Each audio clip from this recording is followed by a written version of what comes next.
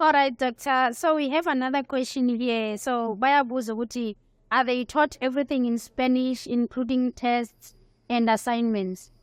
Yeah. As I said, when you enter, you are being greeted by Spanish. Like, yep. And then you will go for that quarantine. But within the quarantine days, you are starting with being taught Spanish, right? And do not be mistaken, you are taught Spanish in Spanish. So it's like sometimes you wouldn't know if you have a homework or what. Oh, no. So you actually supposed to have 3 months of Spanish, they have 3 books. Like the first is greetings, hey, how are you and whatnot. And then second is they teach you to write. Like they focus more on your writing, script and whatnot, reading and whatnot. And then the third book, we are supposed to be now independently writing your thoughts in Spanish and in a proper grammar, proper alphabet, Yeah, so things like that. You are now able to have what you call conjugation. So, but mostly what helped us was we used to have like a pack of videos. But the problem is like it was a Spanish from Spain, which we have Spanish from Cuba. So there was slight difference, but at least it prepared us to get to terms, because they were able to teach you in Spanish in English. But when you go to class, it's like, what you hear, but they're teaching you. It's like, Harim, that's slow, your brain is being stressed to the maximum. But it's wonderful how a human brain can adapt. That's true. So another question, Doc, Bati, so when you get there in your first year, what happens? Like, which modules do you guys do? Okay, so after the 3 months, you have to pass it though. If you don't pass it, you are going to repeat it, unfortunately. And then you would, after passing, you move to what we call pre-med. Right? So remember that 3 months was only for being taught Spanish communication, right? Speaking and writing, hearing and reading, right? So if you are competent enough and then you have passed their test, you go to a pre-med. Pre-med, it's basically repeating metric in Spanish. So now you are being introduced into the language of science through that pre-med period. You are going to do the biology in Spanish, mathematics in Spanish, you're going to do physics in Spanish. You are going to like the subject there. You're going to do some health studies in Spanish. They are kind of starting to introduce medical terms, medical content, is more or less like metric. Marania pasa though. Sila. Okay, so yeah. So another question is that some people, they know that you guys are not allowed to see patients in Cuba, so you only do theory. So how true is that? They're lying.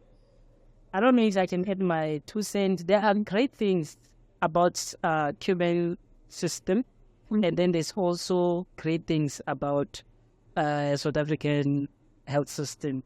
So there, the first and the second tier, it's more like theory, but it doesn't mean we are not going, to the hospital. But normally we have what we call from clinics and clinics. Let's say clinics.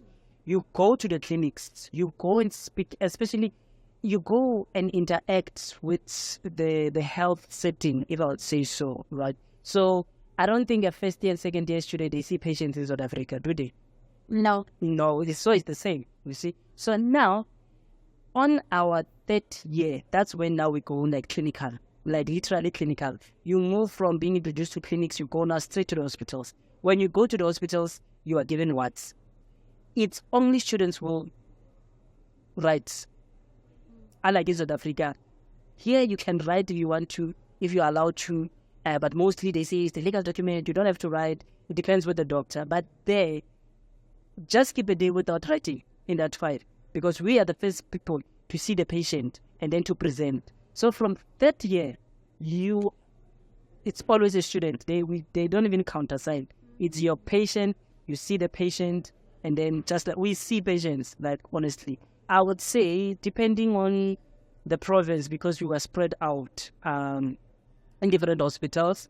Cuba like patients. If that's a nice thing to say, because those people, they have some good level of prevention. So there are not much patients flocking the wards, unlike here in South Africa, So most patients are being treated in your home level.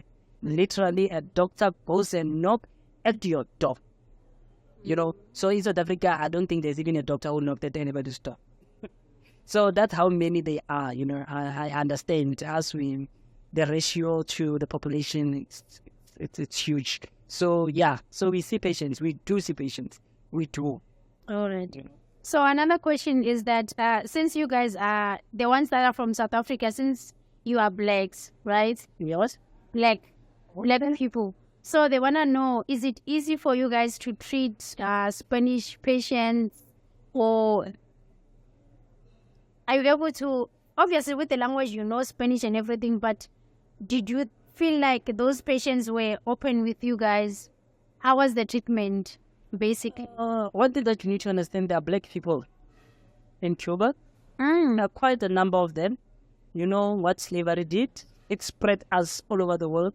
So they feel like there's the first time they've seen a black person. It's just that it's the first time they've seen an actual current person from Africa. Because the blacks, they are the descendant of Africa, of some sort. But yeah, so they Spanish people there, they are very understanding. Maybe the question was leading to, did we feel discriminated, or the patient didn't want us to touch them? And no, those people, they understand the spirit of humanity, and actually they are willing to offer their body for you to learn, if I would say so, depending on also their priorities. But in medicine, there are certain procedures depending on your level that you can do. But in terms of touching and whatnot, they are welcoming. They will speak their home language with the speed that you would understand. They understand you are not from there. Yeah. So personally, I've never met a difficult patient. Yeah. Maybe the barrier was there because it takes time to get to grips with Spanish. Because I think for me, on my third year, that's when I was now more confident into not even worrying what the patient is going to say, but we will be able to have a civil conversation. Yeah. Okay. So another question is that, have you ever dated a Cuban lady? Yes. And what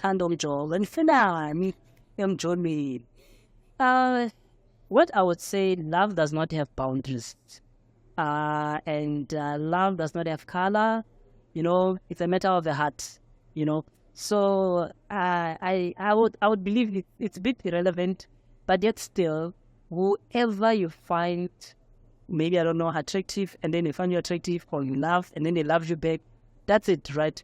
But for me, it was not like that, because I found my person before I could look into the Cuban whatnot.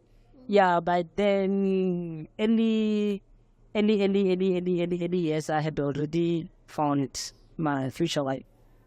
Yeah, that's nice. So unfortunately, I can't comment on how Cubans, you see. Yeah. Yeah, that's good. So the next question is, how many years do you guys spend in Cuba before coming back to South Africa? We spent about 5.5. Is it 5.5? Yes, it's 5.5. Yeah, almost. Years. Almost. I remember I told you that the year starts from September. Right. So it means when I left to Cuba, October 2015, I had to complete three months of Spanish. After 3 months of Spanish, I had to do my pre-med, So it's not like you start right away with medicine. And then after that, September of the following year, 2016, that's when I started with my first year. So you kind of take a little bit longer compared to a South African. Here we speak English, so from everything. Yeah, for me it's easier. So there we just have to take time first to adapt in terms of content in Spanish.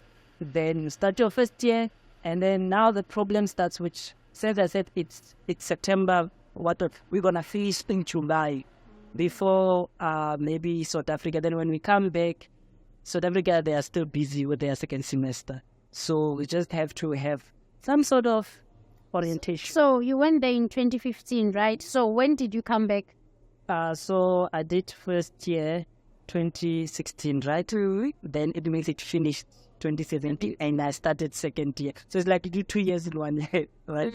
And then 2018, finish second year, third year, and then it's 18, right? 19, you finish third, you start fourth, and then was it 19? Yeah. Yeah, 2020. Hey, Batum, where's my? So when did you come back to South Africa? It's last of last year, 2021. 2020. So when you come to South Africa, what do you guys do? Do you go straight to work, or do you go and join the university? What's the process? So the program was lined up like this. After you've completed fourth year, you are supposed to come to the electives back at home. But the problem with us, COVID caught us in between. So we were stuck in Cuba, and we were not able to come back home because that year nobody came, when everything started, except for those who had finished. Right? Really? So that's how it's supposed to be. So when you start your pre-med and your language 3 months, you have to finish your first year before you can come home. So it's like you went away for about two years so that you could have your first visit back home. And then you go back again for 2 years. And then you have your visit. And then you go back for the final round. Then come back for something like that. I think you've answered the following question, because it was about how often do you guys come home? So it's after 2 years, and then... It's like 2 times, and then the final. 2 times for 5 years and a half. Yes. So baby mama fatiguing working, but baby mama is either way. If you have a child, you're gonna miss your child. It's gonna grow alone. Yeah. And then if your mama's baby, the mama's gonna be left behind. So we also wanna know what happens if you guys lose a family member. Do they fly you guys to come attend the funeral, or you just miss everything? So basically, I think they give you 5 slots of close family members, right? I think, then you'll say out of these 5 people, if they demise, that's only when they can buy you a ticket to come back to attend. But Africans, we have big families. Your cousin can be you can have more relationship with your cousin than your actual sister. Wow. So sometimes it is very difficult in that sense, because those who you didn't expect, they can just and then if we have 2 parents, right? Let's say you have a family of 8, reaching to even 10. Yeah. So and the mom and dad, they're still alive. So somebody is not gonna be on the slot. But I think they try to amend it as time goes. But normally, it's 5 people, right? Because the time I went there, I lost my grandmother. I think 2 weeks being that side. I couldn't come attend the funeral, so it was there. All right. So you guys, after 5 years and a half, you come back to South Africa. So take us through the process. What happens when you get here? You said, I think you didn't answer that question. Okay. You come here, and then what do you do? Okay. Yeah. So I think the at first, because this program is old, I think it started from 1997, right? So the first group, I think they completed, I'm not sure, I stand to be corrected. They completed that side, I think graduated that side, and then when they come back, they had to write the board exam, So that became a problem, because now you are stripped of your English, like literally. You will kind of forget it, because even now we are still healing. That's slowly not say healing, detoxing, because it can chip in, Spanish can chip. So imagine you are taught physiology in Spanish. You've never had it in English before, right? And then the questions are going to come in English which is a bit unfair because your pronunciation, your spelling, it's compromised now because the first time you learn about this medication, it was Spanish. You've never had time to go. You can't do 2 languages to learn a content. It's either you stick with this and then you finish. So I think then they had planned that, no, man, Cuba and South Africa is different. Not different, but some pathologies are more common that side than this side. Because when you speak about chikungunya, this side, what's that? Yeah. When you speak about dengue, this side, what's that? This side, yeah. You know, so we know it, that side. And then when you speak to them about HIV, it's less, honestly, as much as HIV is not here. There, it nearly exists. You know, you will meet one patient, I don't know in how many months, with HIV, right?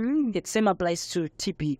Those are, they are not their major few cases. Right. So when we go there and when we come back, we are not that well equipped with those common conditions in South Africa. I think then it was decided that why not they do their final years this side, right? So that they will do it in English, they will get used to the common conditions, and then, yeah, we will be fully, equipped as South Africans, doctors, right?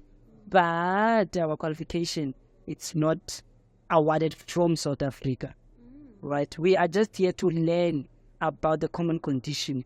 A person who's supposed to give us our degree in medicine, it's Cuba, right? So my certificate is in Spanish. Oh, that's nice. It's not in English. That is why we have different graduation ceremonies. We do not graduate with South Africans. Even though we do the same content, we go to the same class, we are being percussed the same way.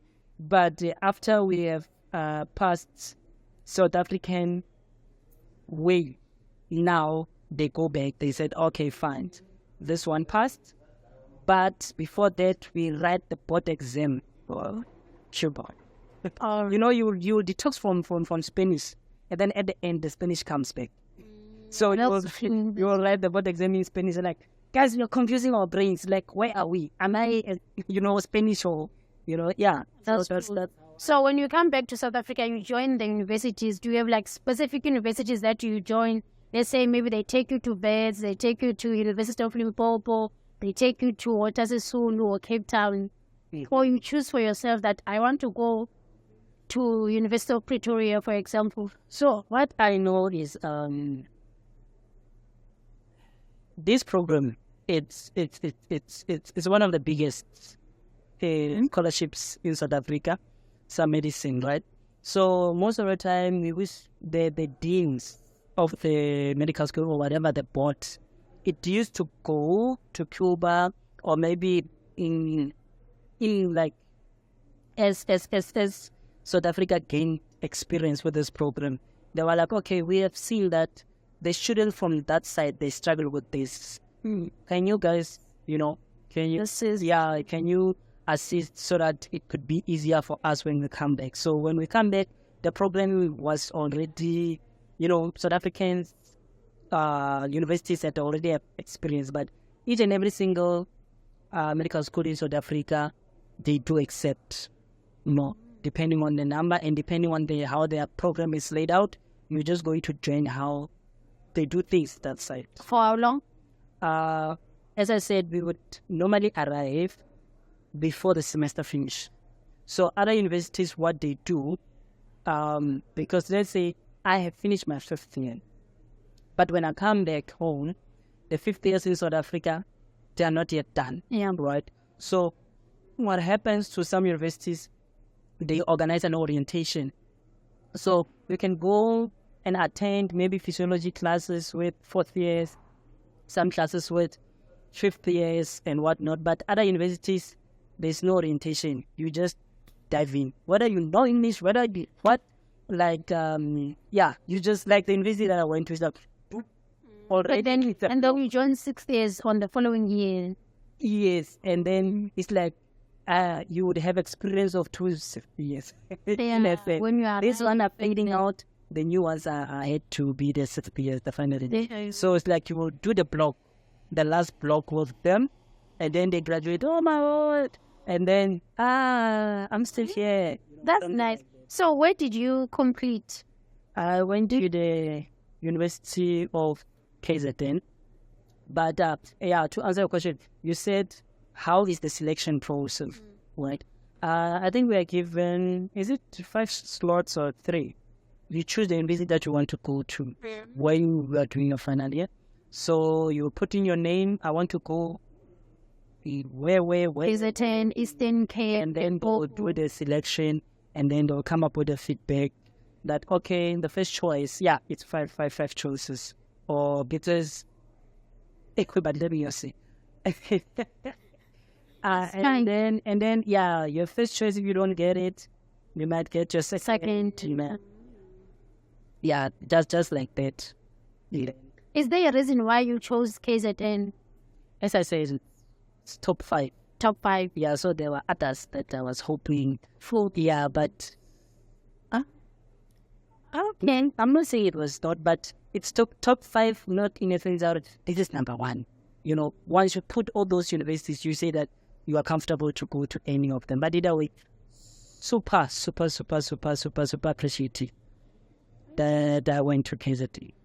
So the next question was, how is the transition from Cuba to South Africa? You come back, you are doing your 5th year. Is there a proper orientation? What is expected of you guys, or you are just put in there and then they start picking you? There's nothing special. I wouldn't say there's nothing special. We just live on a survival mode. If I will tell you the honest truth, it's like nothing will prepare you for the transition. Remember, we've been transitioning from this point to moving to Cuba was a transition on itself. True. So already that's the first encounter. We had to strip off our English, whatever you know about English, forget about it. English won't help you with nothing. Maybe it will help you to understand some videos from YouTube, right? But yeah, in that sense. Then when you come back, just like that, you forget about, it's not like they're going to come here and say, guys, let us go to 1st year. Yeah, the physiology, the mechanism of action, the form of... No, it's like you are supposed to know this. Then they start asking you, just like that. You just have to find ways to not drown. It's very difficult. So the next question is that there's this perception that Cuban doctors, they like alcohol. So people want to know, is alcohol free in Cuba or is it cheap? Or maybe that perception is wrong. Oh, okay. I think I'm the wrong person for that question, but I will just answer from, a third person experience. For me, this is how I classify individuals who went to Cuba. There are 3 people. There are those who are going to be linked to alcohol. There are those who are going to go straight to church. And there are those who are going to do both. Right? So me, I was a church boy. So it's like when I got there, it was God. Whoa.